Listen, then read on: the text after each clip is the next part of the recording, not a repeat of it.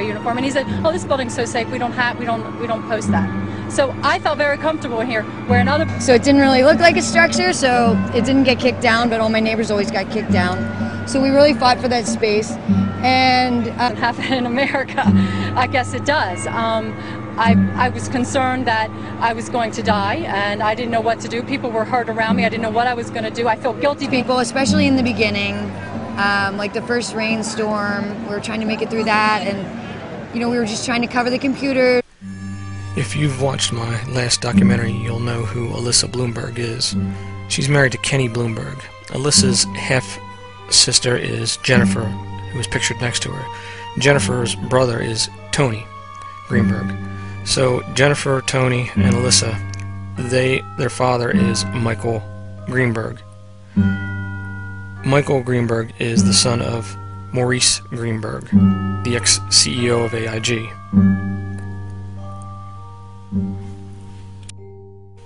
Now remember Jennifer, because she's going to come into play later on in this video, and you're going to be surprised at who she also plays, and it's going to make a lot of sense when it comes to the attacks that people have been making on my work, because you're going to find out who's behind those attacks.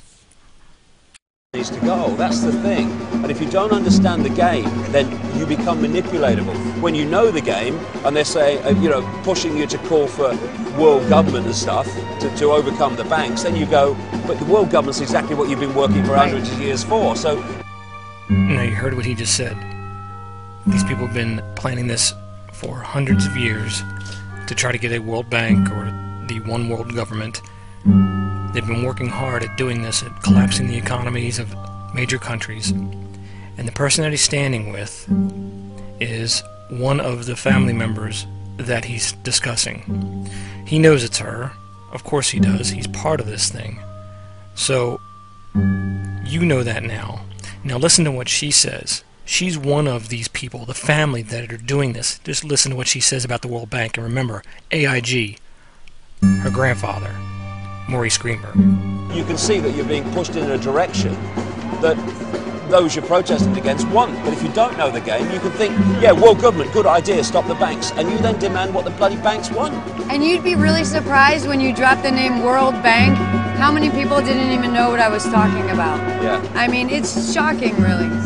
So you have figured this out, correct? Remember, this is Sir Richard Branson. Sir. His loyalty is to the Queen. Let's skip ahead to the next person. It was all in my wallet. Right now I'm a vagrant, and apparently I can go to jail because I have no identification. What happened last night, mate? It's fucking ridiculous. What happened last night? Last night I'm sleeping in my tent, and at about 1 o'clock in the morning... Now, unless you're from Philadelphia like I am, you might not have picked up on this accent here. This is a South Philly, Marcus Hook, Chichester, somewhere around there. That's one of those accents. It's not Jersey, it's not all Philly, it's a little bit outside of Philly. But this is one of the MTV Jackass crew. And you're going to be surprised at who he is.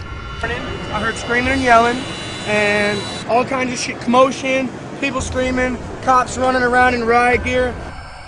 Did you catch that micro-expression? Micro-expression is a small fraction of a second that your face will respond to a question being asked to you, or as you're speaking you'll realize something and you will react to the thought inside of your head and make an expression so quick that you don't even realize you're making it. So let me play it for you again, just to see if you can pick up on it. I heard screaming and yelling, and all kinds of shit, commotion. People screaming, cops running around in riot gear, chasing people. They were smoking cigars, laughing. Well, the cops were. The cops were. Yeah. And like they're telling us to get out, leave here, and they're gonna get a. It was such a pain in the ass when we had a window because we locked the keys in the car. Yeah, that's Bam Margera from Viva La Bam, his own TV show on MTV. And also from Jackass. Remember him because we're going to talk about him in a little bit. He plays an even bigger role in this. The time, and then we just have to scrape the window.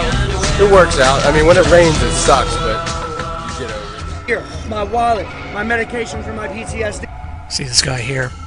He's the brother of the guy that was arrested on the Brooklyn Bridge during the beginning of this event.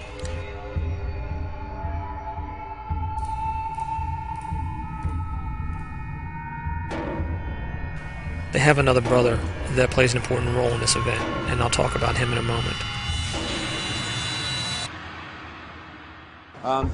They are people who think they have power, but they have no power whatsoever.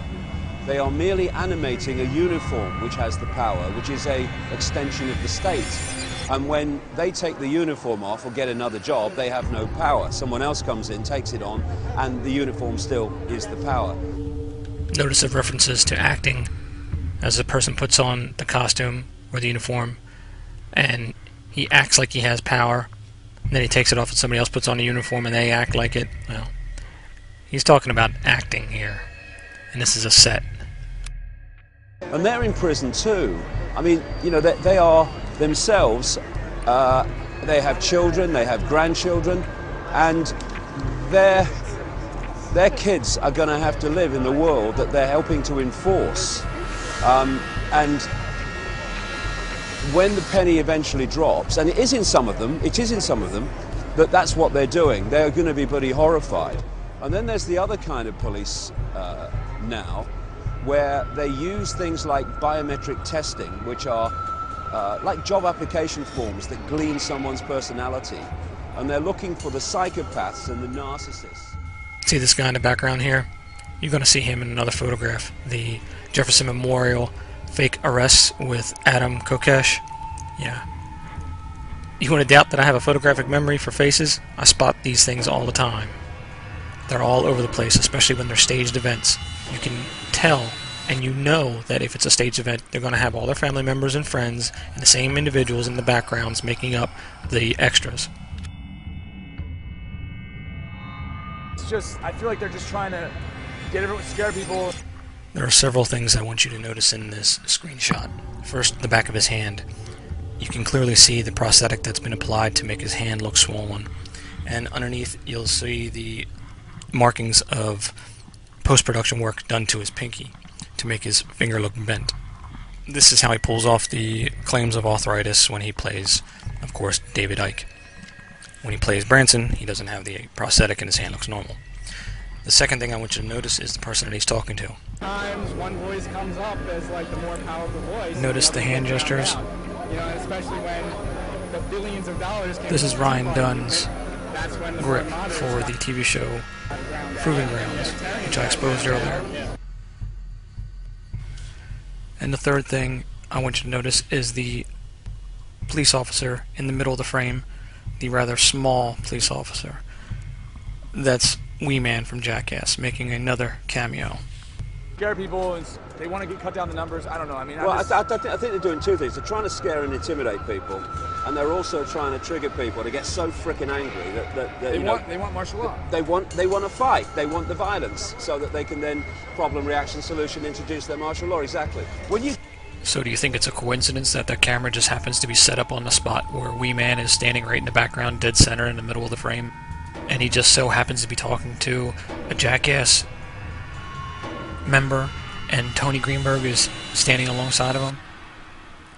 If that just in itself doesn't convince you that David Icke is part of this whole scam, then nothing will. People, get rid of them, make life really bad for them so that they I can't stand this anymore, and they go home. And also trigger other people to start violence, or of course, put their own bloody uniforms in civilian clothes to start the bloody violence and claim it's bloody protesters. We've got this real kind of contrast here. Over there is the part where all the protesters have been, and over here is staff, it seems, from Brown Brothers Harriman. This is I mean, if you look at it, look at the size of the frickin' building. Brown Brothers Harriman are one of the major Illuminati banks of the last, well, going back to the 1800s, and they're having their picture taken here. This is the kind of 1% that the people are talking about, and you know, while people are suffering and people are losing their homes and are going into the streets. You are talking directly to the family members, to the 1%ers, and getting advice from them and broadcasting it like your little propaganda to the rest of the world so they can all get messed up as well as these people are. So, David Icke exposed. And just like all the other fake events that I've been investigating, we got to tie into Pima again. Pima County Graphic Service Department, Mr. David Weber. It's a damp New York morning. It's November the 16th, and it's one day before the 2-month anniversary of the occupation here in the park. It's down the road from Wall Street, and it's one day after the police raid on the camp and the court decisions that say, yeah, people can come here and protest during the day.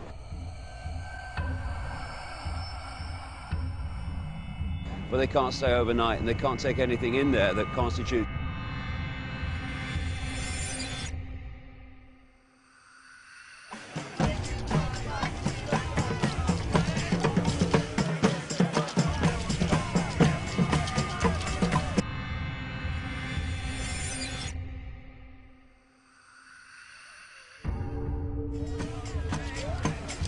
Okay, it's an increasingly wet day in New York. Here we are in the park, and with me is Luke Rukowski of We Are Change New York, who we met last year when I was here, and he's done a great job and doorsteps famous people and puts questions to them that other people won't do.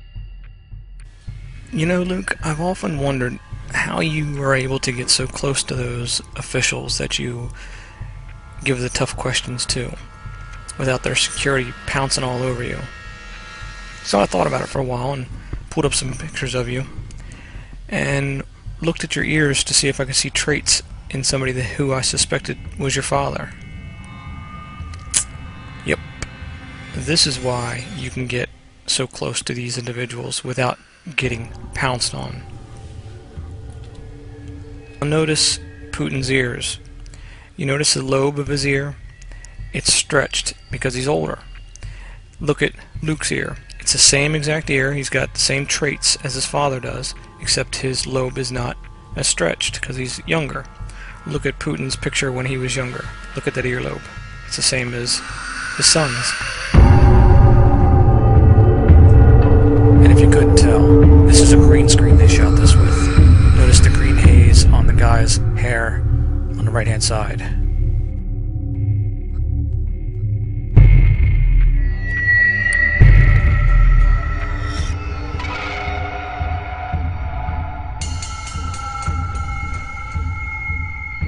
Not that long ago, I posted a video where I exposed the person by the name of Sonia, Truther Girl. Sonia is a host of a radio show that's online and on YouTube. Her co-host is Karen Truther Girl. Well, just like all the rest of the actors, they took part in dual roles. Her and all her friends played roles in a media event that involved a person by the name of Charles Dyer, a Marine that was accused of raping a 7-year-old girl and happened to be a Oath Keeper. And the founding member of the Oath Keepers is Stuart Rhodes. So we all know that Stuart Rhodes by now, since I've exposed him, is, I'll let him tell you. Hi, I'm Assistant Secretary Todd Kyle. For the second year in a row, President Obama... E. Stuart Rhodes. Get it? He, the steward of Rhodes. He's in charge of the infrastructure for Department of Homeland Security.